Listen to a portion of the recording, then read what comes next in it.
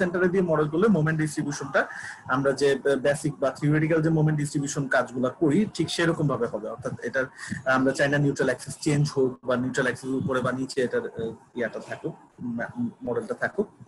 যেহেতু আমরা ফাইনাইট এলিমেন্টে করছি, ফাইনাইট এলিমেন্টে সবসময় কাজ করে হচ্ছে সেন্টারে দিয়ে অন্য যে কোনো সফটওয়্যারে।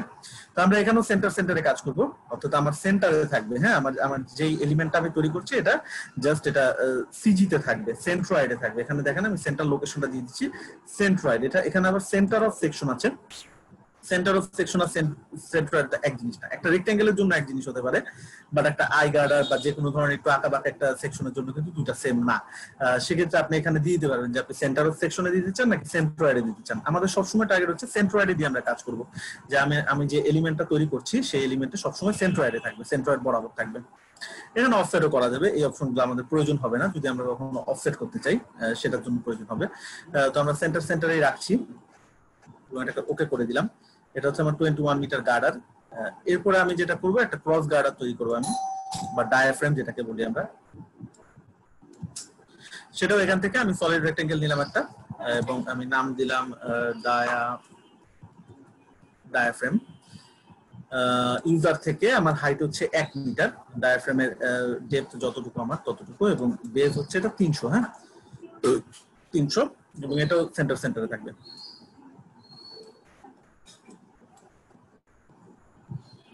এবং দেখেন এখানে শো ক্যালকুলেশন রেজাল্টস আছে। শো ক্যালকুলেশন রেজাল্টস এ আসলে আমার এই যে আমি যে সেকশনটা নিয়ে আলোচনা করছি এটার এরিয়া কত, এটার আই এর ভ্যালু কত, মোমেন্ট অফ ইনার্শিয়া কোন অ্যাক্সিসের সাপেক্ষে কত, সিজি কত, পেরিফেরি কত, তারপর আপনার সেন্টার ওয়াই সেন্টার জেড কোথায় কোথায় আছে, এই জিনিসগুলো আমরা এখান থেকে পাবো। Y1 Y2 প্রত্যেকটা ভ্যালু।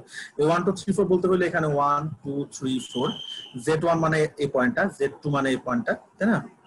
Y1 মানে এই পয়েন্টের Y, Y2 মানে এই পয়েন্টের Y এর ভ্যালুটা এই সেন্ট্রয়েডের সাপেক্ষে সেন্টার থেকে কতটুকু দূরত্বে আছে সেই ভ্যালুগুলো আমি এখানে পাবো।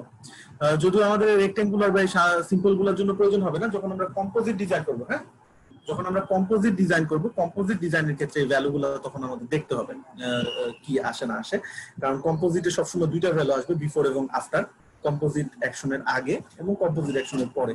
তখন আমাদের এগুলো নিয়ে আলোচনা করবো, এবং আমাদের হ্যান্ড ক্যালকুলেশনের ডিজাইনের জন্য এগুলো অনেক কাজে লাগবে, আমাদের ইজি করবে কাজটাকে। থিকনেসে চলে যাচ্ছি, আমরা ডেকটা এখানে ডিফাইন করে দিব। ডেক হচ্ছে 200 মিলি, তাই না? তো আমরা এখানে 0.2 দিয়ে দিলাম, 200 মিলির একটা প্লেট আমরা এখানে তৈরি করে রাখলাম।